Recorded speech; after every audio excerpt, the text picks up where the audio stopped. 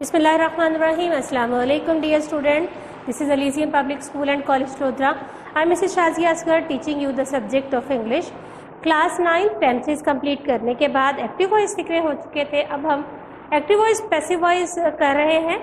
Previous lecture में हमने किया प्रेजेंट इंडेफिनिट टेंस का पैसिव वॉइस और अब हम करेंगे प्रेजेंट कंटिन्यूअस का, क्योंकि इससे पिछले लेक्चर में हमने प्रेजेंट कंटिन्यूअस के पैसिव वॉइस उर्दू फिक्रे की पहचान और पैसिव वॉइस उर्दू फिक्रे को इंग्लिश में ट्रांसलेट करना सीखा है। अब हमारे बोर्ड के पेपर में जो क्वेश्चन नंबर 7 आता है, change the active voice sentence into passive voice, उसकी तरफ चलते हैं। आपको एक सेंटेंस लिखा हुआ आएगा और आपने उसको सबसे पहले पहचानना है कि टेंस कौन सा है। इंग्लिश फिक्रा जो लिखा हुआ आया है उसका टेंस कौन सा है। अगर आप ये पाओ कि उसका टेंस जो है वो प्रेजेंट कंटिन्यूअस है, तो फिर आप उसको पैसिव वॉइस में कैसे चेंज करोगे। आइए हम देखते हैं। उर्दू फिक्रा तो हम कर चुके हैं, उर्दू वाली पहचान की इस लेक्चर में ज़रूरत नहीं है, फिर भी आपको रिमाइंड करवा देती हूँ कि पैसिव वॉइस फिक्रा जो है उर्दू फिक्रे के आखिर में रहा है, रहे है आता है फिक्रे के इंग्लिश फिक्रे में। अगर पैसिव वॉइस है तो एक्टिव वॉइस नहीं, पैसिव वॉइस फिक्रे में पैसिव वॉइस फिक्रे में इज, एम, आर बतौर हेल्पिंग वर्ब इस्तेमाल होता है और उसके साथ बीइंग भी बतौर हेल्पिंग वर्ब इस्तेमाल होगा और हेल्पिंग वर्ब जो है वर्ब की थर्ड फॉर्म लगेगी। For example, a book is being read by me, ये रीडिंग वाला एक्टिव वॉइस कंटिन्यूअस सेंटेंस है, तो बीइंग जो है वो कंटिन्यूअस की पहचान है। अ बुक सब्जेक्ट है जो कि प्रीवियसली ऑब्जेक्ट था, इज हेल्पिंग वर्ब है, बीइंग भी हेल्पिंग वर्ब है, रीड की थर्ड फॉर्म रेड है, बाय लगेगा और मी जो है वो अब ऑब्जेक्ट है, प्रीवियसली ये सब्जेक्ट था। मैं फिर रिमाइंड करवाती चलो, इस चीज़ को आपने ख़ास तौर पे नोटिस में रखना है और आज मैंने प्रैक्टिस में इस चीज़ को क्लियर करने के लिए आपको एक सेंटेंसेस भी दिए हैं, ताकि आप जब वहाँ तक पहुँचो तो आप थोड़ा सा वापस लेक्चर के स्टार्ट में आओ और फिर उसको जहन में ला के उसकी पैसिव वॉइस बनाओ। पैसिव वॉइस का एक असूल सिर्फ और सिर्फ वो sentences, only those active voice sentences can be converted into passive voice which have transitive verbs। सिर्फ वो एक्टिव वॉइस फिक्रा पैसिव वॉइस में कन्वर्ट हो सकता है जिसके अंदर वर्ब जो इस्तेमाल हुआ है वो ट्रांजिटिव वर्ब हो। And let me remind you, transitive verb is the verb which require object after them. जिसके बाद ऑब्जेक्ट होगा वो ट्रांजिटिव वर्ब है, जो अपने बाद ऑब्जेक्ट के बगैर अपना मीनिंग कंप्लीट करते हैं वो इंट्रांजिटिव है। तो जब आप एक्टिव वॉइस से पैसिव वॉइस पे आओ, आप सब्जेक्ट हेल्पिंग वर्ब पे जाओ और वर्ब पे अब आपने रुकना है कि क्या ये ट्रांजिटिव वर्ब है या इंट्रांजिटिव है। अगर तो ऐसा फिक्रा दिया गया है जिसमें इंट्रांजिटिव वर्ब है तो उसकी पैसिव वॉइस बनेगी नहीं, आपने सिंपली लिख लेना है passive voice is not possible. और अगर फिक्रा ऐसा है जिसमें वर्ब ट्रांजिटिव है तो उसकी एक्टिव वॉइस को आप पैसिव वॉइस सेंटेंस में चेंज कर सकते हो। फॉर एग्जाम्पल मैंने लिखा है he is driving a car. Driving transitive verb है क्योंकि इसके साथ a car, a motorcycle, a rickshaw, a vehicle etcetera कुछ ना कुछ लगेगा। तो he is driving a car, इसके अंदर चूंकि वर्ब ट्रांजिटिव है तो इसकी एक्टिव वॉइस से पैसिव वॉइस पॉसिबल है। हम इसकी पैसिव वॉइस बनाएंगे a car is being driven by him. A car is being driven by him. A car जो प्रीवियसली ऑब्जेक्ट था अब ये सब्जेक्ट बन गया, पहले ये ऑब्जेक्ट की जगह पे लिखा हुआ था, ये इज हेल्पिंग वर्ब है, बीइंग हेल्पिंग वर्ब है, ड्राइव वर्ब की थर्ड फॉर्म है, बाय लगाना है हमें नए ऑब्जेक्ट के सामने और ये हिम जो है, ही क्या ऑब्जेक्टिव केस है, सब्जेक्टिव केस में ही है और ऑब्जेक्टिव केस में हिम है। ये अब ऑब्जेक्ट बना जबकि ये प्रीवियसली सब्जेक्ट था। तो ये कैसे पॉसिबल हुआ, क्योंकि हमारे पास जो वर्ब है वो ट्रांजिटिव है। अगर वर्ब ट्रांजिटिव होगा तो ही उस फिक्रे की एक्टिव वॉइस से पैसिव वॉइस बन सकेगी। The sentences with intransitive verbs can not be converted into passive voice. ऐसा सेंटेंस जिसका वर्ब इंट्रांजिटिव है, यानी जिसके वर्ब के बाद ऑब्जेक्ट नहीं है या जो वर्ब अपने बाद ऑब्जेक्ट डिमांड नहीं करता, उस फिक्रे की पैसिव वॉइस पॉसिबल ही नहीं है। For example, he is sleeping, ये इसकी पैसिव वॉइस जो है वो पॉसिबल नहीं है क्योंकि ही सब्जेक्ट है, इस हेल्पिंग वर्ब है, स्लीपिंग जो है वर्ब है, इसके बाद ऑब्जेक्ट मौजूद नहीं है। तो ऐसा वर्ब जिसके बाद ऑब्जेक्ट जो अपने बाद ऑब्जेक्ट ना चाहे वो इंट्रांजिटिव है और इस तरह के वर्ब की पैसिव वॉइस पॉसिबल नहीं है। आइए अब हम आगे चलते हैं। आपको सेंटेंस मिल गया और आपने पहचान लिया कि ये प्रेजेंट कंटिन्यूअस टेंस का है, तो उसको एक्टिव वॉइस को पैसिव वॉइस में कैसे कन्वर्ट करोगे।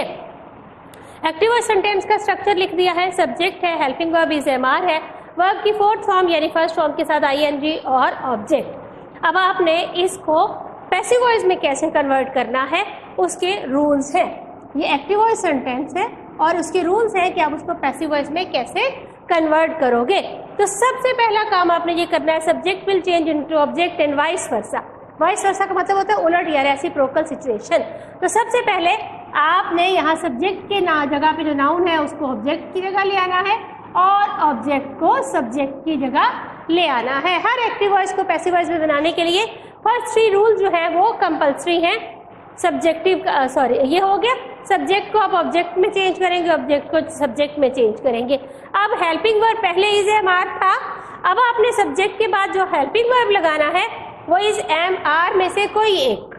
आपको याद होगा इज हेल्पिंग वर्ब लगेगा सिंगल सब्जेक्ट की सूरत में, आर हेल्पिंग वर्ब लगेगा प्लूरल सब्जेक्ट की सूरत में, एम हेल्पिंग वर्ब लगेगा आई की सूरत में। तो अगर सब्जेक्ट में आर है तो एम, अगर सब्जेक्ट जो अब नया बना है यहाँ पे जो आया है ऑब्जेक्ट जिसने सब्जेक्ट की जगह ली है, इज है, सिंगल है तो इज, प्लूरल है तो आर। ये तो पहले से भी मौजूद था इज एम आर, हमने नया क्या किया, हमने इसके साथ बीइंग लगा दिया।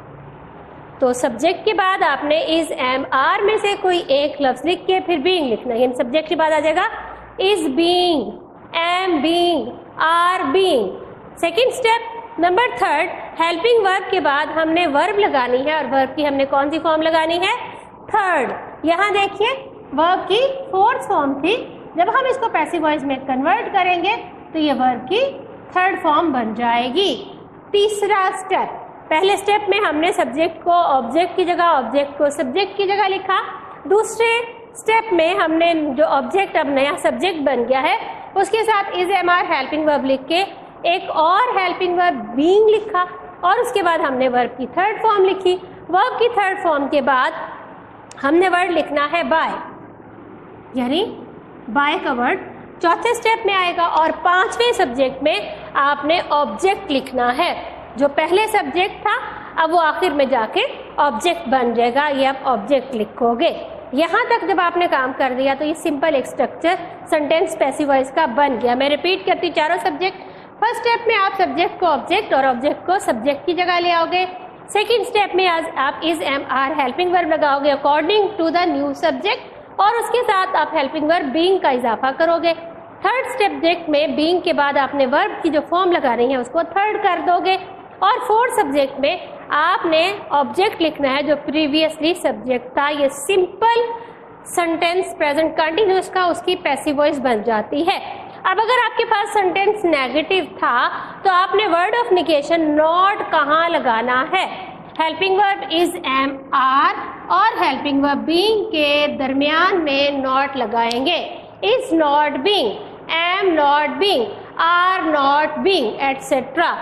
नेगेटिव सेंटेंस की सूरत में आपने इज एम आर और बीइंग के दरमियान में नॉट लगाना है तो ये नेगेटिव की पैसिव वॉइस बन जाएगी। बाकी चारों स्टेप यही फॉलो करने हैं। अगर वो सेंटेंस इंटेरोगेटिव था तो आपने इज एम आर को सब्जेक्ट से पहले लिख देना है और उसके बाद सब्जेक्ट के बाद आ जाएगा बीइंग, यानी वहां भी आपने इज एम आर और बीइंग को अलग अलग कर देना है। इज एम आर सेंटेंस के स्टार्ट में आ जाएगा इंटेरोगेटिव सेंटेंस बनाने के लिए, उसके बाद सब्जेक्ट आएगा, उसके बाद बीइंग आ जाएगा। अगर सेंटेंस स्टार्ट होता है इंटेरोगेटिव है हु से स्टार्ट होता है तो हु को सेंटेंस के शुरू में ही आप बाय होम में चेंज कर दोगे।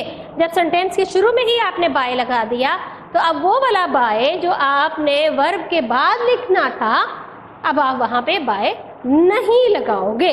फॉर एग्जाम्पल ये एक सेंटेंस मैंने लिया, इसको हम करते हैं एक्टिव वॉइस है, आलिया इज टीचिंग इंग्लिश।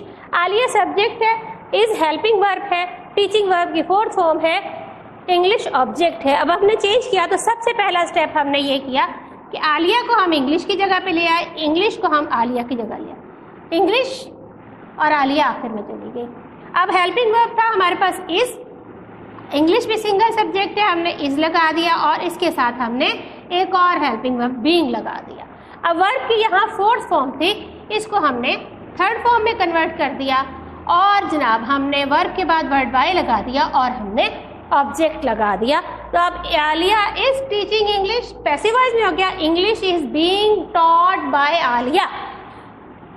अगर ये फिक्रा होता Alia is not teaching English, तो आपने नॉट कहाँ लगाना था? इंग्लिश इज नॉट यहाँ लगना था। English is not being taught by Alia. और अगर ये फिक्रा इंटेरोगेटिव होता तो आपने इज को इंग्लिश से सब्जेक्ट से पहले is English being taught by Alia, तो ये सेंटेंस आपका इस तरह से कंप्लीट हो जाता। मैं रिपीट करती हूँ, पैसिव वॉइस के रूल्स आपने याद रखने हैं। अगर आपको ये रूल्स याद नहीं होंगे तो आप किसी भी सूरत में एक्टिव वॉइस को पैसिव वॉइस में कन्वर्ट नहीं कर सकोगे। सबसे पहला सबसे पहला स्टेप ये है कि आपने सब्जेक्ट को ऑब्जेक्ट की जगह, ऑब्जेक्ट को सब्जेक्ट की जगह लिखना है। दूसरे स्टेप में आपने हेल्पिंग वर्ब इज एमआर में से एक चूज करना है और उसके साथ आपने बीइंग का इजाफा कर देना है। तीसरे स्टेप में इज एमआर के बाद आपने वर्ब की थर्ड फॉर्म लगानी है। चौथे स्टेप में आपने थर्ड फॉर्म ऑफ वर्ब के बाद बाय लगा देना है। और पांचवें स्टेप पे जाके आपने ऑब्जेक्ट लिख देना है जो पहले सब्जेक्ट की जगह था। नेगेटिव सेंटेंस है तो इज एमआर और बीइंग के दरमियान में नॉट लग जाएगा। इंटेरोगेटिव सेंटेंस है तो इज एमआर सब्जेक्ट से पहले लगेगा और बीइंग सब्जेक्ट के बाद लग जाएगा। अगर सेंटेंस हु से स्टार्ट होता है, who will change into bye whom। Let me explain you the sentence of whom. Who is knocking at the door? The door object है, who ने सब्जेक्ट की जगह जाना है लेकिन ये चेंज नहीं होगा। is हेल्पिंग वर्ब है और knocking at वर्ब है, तो आपने who की जगह लगाना है by whom, फिर लगाना है इज। इसके बाद जो ऑब्जेक्ट है उसने को आपने सब्जेक्ट की जगह बाय होम, उसको आपने सब्जेक्ट की जगह रखना है by home is the door.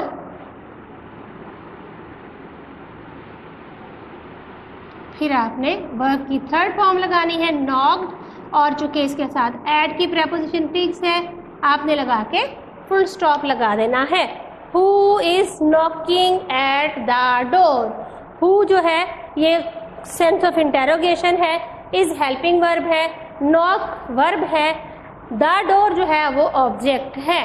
तो हु की जगह आपने लगा दिया बाय होम, उसके बाद आपने लगा दिया इज। द डोर पहले ऑब्जेक्ट था, अब ये इज के बाद यानी सब्जेक्ट की जगह आ गया is the door.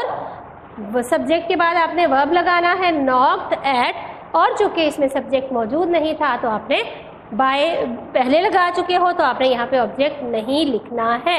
Is that clear to all of you? आपको मैं दे रही हूँ 12 सेंटेंसेस प्रैक्टिस के लिए। एक्टिव वॉइस फिक्रे हैं, आपने देखना है ट्रांजिटिव वर्ब है या इंट्रांजिटिव, पैसिव वॉइस पॉसिबल है या नहीं, और अगर पॉसिबल है तो आपने एक शीट के ऊपर उसकी पैसिव वॉइस लिखनी है। लिखने के बाद आप उस पेज की पिक बना के मुझे व्हाट्सएप करोगे, मैं चेक करके आपको आपकी मिस्टेक्स बता दूंगी। The sentence number 1, the hen is laying eggs. The hen is laying eggs. Is MR और fourth form of verb present continuous की पहचान है और आपने इसको पैसिव वॉइस में चेंज करना है। The hen इसका सब्जेक्ट है, is इसका हेल्पिंग वर्ब है, laying वर्ब की फोर्थ फॉर्म है और egg इसका ऑब्जेक्ट है। Sentence number 2, my friends are encouraging me. My friends are encouraging me. Sentence number 3, we are not printing a new book. We are not printing a new book. Number 4 is Amjad winding the watch. Is Amjad winding the watch. Number 5, I am making map of Pakistan. Number 5, I am making map of Pakistan. Number 6, children are not making mischiefs. Children are not making mischief. Number 7, she is not smiling. Number 8, are we dividing the property? Number 9, they are buying this house. They are buying this house. Number 10, the teacher is helping the student. Sentence number 11, why is he mending the chair? Sentence number 12, who is laughing at the poor? This was all about passive voice, active to passive voice of present continuous tense. इंशाल्लाह अगले lecture में हम present perfect के passive voice Urdu फिक्रे की English translation पढ़ेंगे। अपना बहुत सारा ख्याल रखिएगा, इनकी अच्छे से प्रैक्टिस कीजिएगा और किसी भी किस्म की कन्फ्यूजन की सूरत में मुझसे रब्ता कीजिएगा। Thank you very much. अल्लाह हाफिज़।